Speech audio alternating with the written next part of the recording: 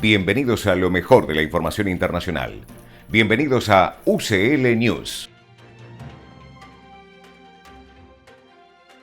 Cadenas de supermercados en Francia se niegan a vender productos del Mercosur. Varias de las principales cadenas de supermercados en Francia anunciaron que no venderán productos provenientes del Mercosur. Entre ellas se encuentran Carrefour, Leclerc, System U y Cooperatives U, que decidieron excluir de sus góndolas carnes y otros productos agrícolas originarios de países como Argentina, Brasil, Paraguay y Uruguay. La medida se da en el marco de la fuerte polémica por el acuerdo comercial entre la Unión Europea y el Mercosur, que avanza hacia su firma. Los supermercados aseguran que priorizarán la producción local y argumentan que los productos sudamericanos no cumplen con los mismos estándares ambientales y sanitarios que se exigen a los agricultores franceses. La decisión también responde a la presión del sector agropecuario, que en las últimas semanas protagonizó protestas en todo el país. Estados Unidos dijo que la ayuda va en camino a los manifestantes en Irán. Estados Unidos aseguró que la ayuda está en camino para los manifestantes en Irán. El presidente estadounidense afirmó que su gobierno apoya las protestas contra el régimen iraní y llamó a los ciudadanos a continuar movilizándose en las calles. Según Washington, la comunidad internacional no puede permanecer indiferente frente a la represión que sufren los manifestantes. Aunque no se dieron detalles concretos, Estados Unidos indicó que la ayuda podría ser diplomática, humanitaria o de otro tipo y que será anunciada en los próximos días. Las declaraciones se producen en medio de una escalada de protestas en Irán, iniciadas por reclamos económicos y sociales que derivaron en un amplio movimiento contra el gobierno.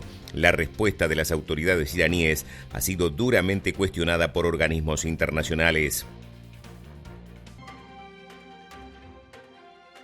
Entre 2.000 y 3.000 personas murieron en las protestas en Irán. Entre 2.000 y 3.000 personas murieron como consecuencia de la represión durante las protestas en Irán, según estimaciones difundidas por funcionarios y organizaciones vinculadas al seguimiento de la crisis. Las manifestaciones, que comenzaron por reclamos económicos y sociales, se transformaron en uno de los mayores desafíos al régimen iraní en los últimos años. De acuerdo con las autoridades, las fuerzas de seguridad respondieron con extrema dureza a las movilizaciones, lo que generó una fuerte condena de la comunidad internacional.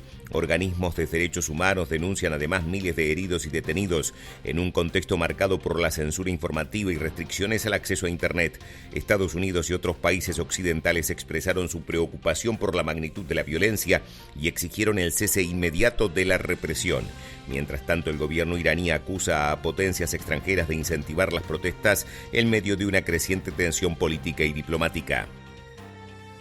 Italia vuelve a tener embajada en Venezuela. Italia y Venezuela anunciaron la restauración de relaciones diplomáticas al nivel de embajadores, lo que permitiría que Roma tenga nuevamente un embajador acreditado en Caracas después de años con representación limitada a un encargado de negocios. El ministro de Asuntos Exteriores de Italia, Antonio Tajani, destacó que la decisión se tomó tras la liberación de los ciudadanos italianos detenidos en Venezuela y con el respaldo de la primera ministra Giorgia Meloni. El objetivo principal es fortalecer los vínculos bilaterales y cooperar en áreas de interés común. Por su parte, el canciller venezolano Iván Gil confirmó que ambos países trabajan para formalizar el proceso y concretar el nombramiento del embajador en los próximos días. Este paso marca un avance importante en las relaciones diplomáticas entre Italia y Venezuela, elevando la cooperación y el diálogo político entre ambos gobiernos tras años de representación limitada y contactos más restringidos. Groenlandia reafirmó que su país elige mantener vínculos con Dinamarca. El primer ministro de Groenlandia, Jens Frederik Nielsen, reafirmó este martes que su país elige mantener sus vínculos con Dinamarca por encima de cualquier presión de Estados Unidos. Nielsen destacó que Groenlandia seguirá siendo un territorio autónomo dentro del reino danés y rechazó cualquier intento de control o influencia externa por parte de Washington. La declaración se dio durante una conferencia de prensa conjunta con la primera ministra danesa Mette Frederiksen en Copenhague, en un momento de creciente interés estadounidense por la isla ártica, estratégica por sus recursos y su ubicación geopolítica.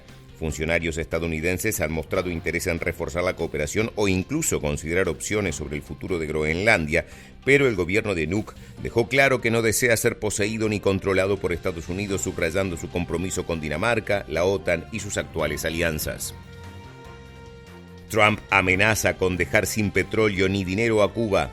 El presidente de Estados Unidos, Donald Trump, advirtió que Cuba dejará de recibir petróleo y dinero de Venezuela, su principal proveedor de crudo, y apoyo financiero a menos que La Habana llegue a un acuerdo con Washington. Trump aseguró en su red social que no habrá más petróleo ni dinero para Cuba, cero, y llamó al gobierno cubano a negociar antes de que sea demasiado tarde.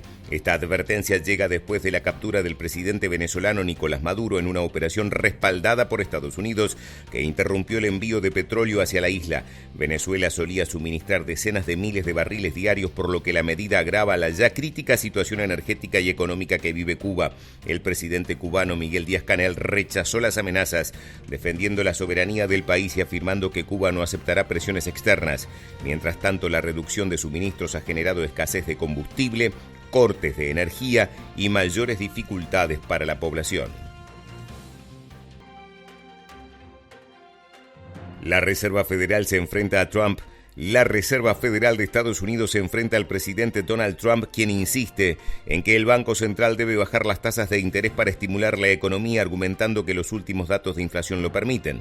Sin embargo, la Fed, encabezada por Jerome Powell, ha mantenido las tasas sin cambios, defendiendo la necesidad de controlar la inflación y preservar la estabilidad económica. El Departamento de Justicia abrió una investigación contra Powell, generando preocupación sobre la presión política hacia la Fed. Expertos y banqueros centrales internacionales expresaron su solidaridad total con Powell, subrayando que la independencia del Banco Central es clave para la confianza del mercado y la estabilidad financiera. Analistas advierten que cualquier percepción de una Fed politizada podría aumentar la inflación y afectar la economía estadounidense. La disputa se produce en un contexto de mercados volátiles, donde los inversores observan de cerca cómo este enfrentamiento entre el presidente y la Fed puede influir en las tasas de interés y en la política económica global. Irán ejecutará a un joven de 26 años. Irán se prepara para ejecutar a un joven de 26 años detenido durante las protestas antigubernamentales que sacuden al país.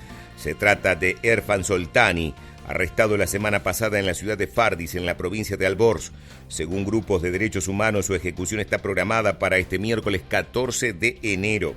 Organizaciones como Iran Human Rights denuncian que Soltani no tuvo acceso a un abogado ni a un juicio con garantías y que su condena se basa únicamente en su participación en las manifestaciones que reclaman cambios políticos y mayores libertades.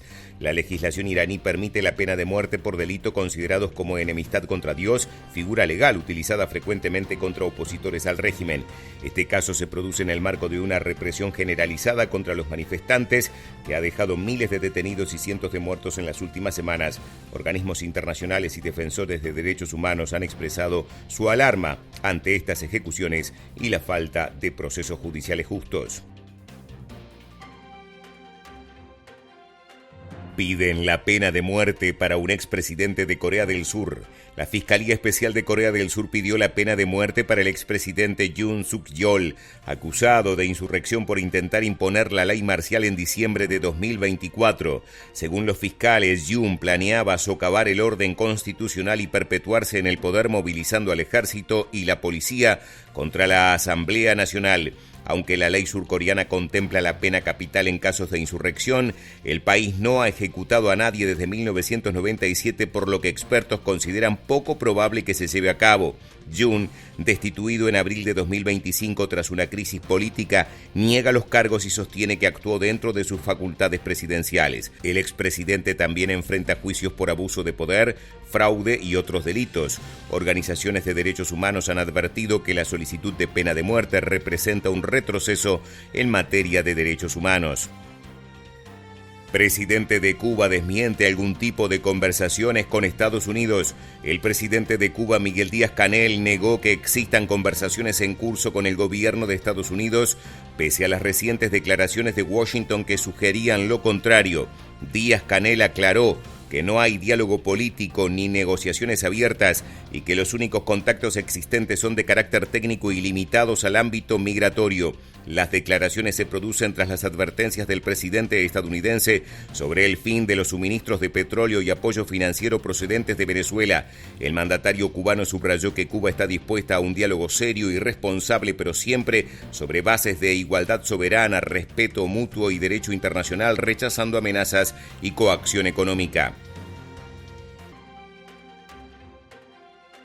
China promoverá cuidado de ancianos con tecnología para mejorar su bienestar. Las autoridades centrales de China pidieron que se utilicen tecnologías avanzadas como interfaces cerebro-computadora, robots exoesqueléticos y trajes musculares para ayudar a los ancianos con funciones físicas deterioradas, de acuerdo con las directrices dadas este martes. Publicado por 8 departamentos centrales, entre ellos el Ministerio de Asuntos Civiles, el documento tiene el objetivo de impulsar la reforma de los servicios de atención a las personas mayores, mejorar su bienestar e impulsar el crecimiento de la economía plateada. Las acciones para incorporar la tecnología al cuidado de los ancianos ya está marcando una verdadera diferencia. China busca amortiguar el impacto de la inteligencia artificial en el empleo y fortalecer el talento. Desde los chatbots hasta los vehículos autónomos, la inteligencia artificial está transformando la forma de trabajar en China, impulsando la eficiencia y redefiniendo las fronteras industriales. Sin embargo, este cambio ha aumentado la preocupación por una posible pérdida de empleos con trabajadores que van desde operadores de línea de montaje hasta diseñadores y traductores, sintiendo ya algo de presión.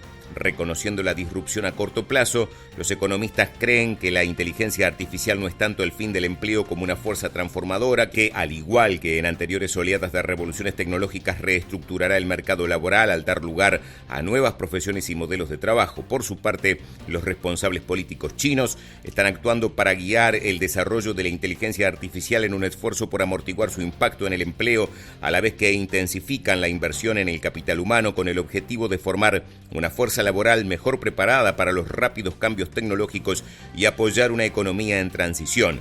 En agosto de 2025, el Consejo de Estado, Gabinete Chino, presentó las directrices para la iniciativa Inteligencia Artificial Plus, que aboga por un uso más amplio de la inteligencia artificial para crear nuevos empleos y modernizar los existentes, a la vez que dirige recursos de innovación hacia sectores con un fuerte potencial de empleo.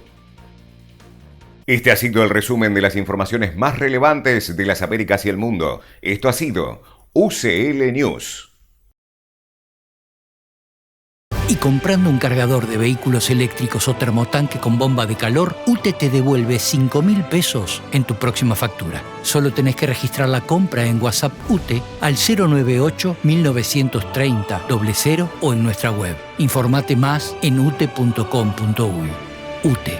Avanzamos con energía.